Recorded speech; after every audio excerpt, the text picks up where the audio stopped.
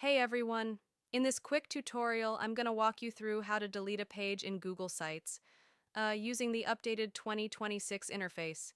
If your site is getting cluttered or you just want to clean things up, this is the easiest way to remove any page. So, let's get into it. First, open Google Sites and sign in with your Google account. Then, pick the site where you want to delete a page. Next, look over to the right side and click the tab labeled Pages. This is where all your site's pages are listed, every single one of them. Now go ahead and choose the page you want to remove. Just click the name of the page. Yeah, right there in the sidebar. After selecting it, click the three little dots, the options menu, right next to that page's name. From that menu, choose Delete. Google Sites will show a confirmation pop-up just to make sure you really want to remove it. Click Delete again to confirm.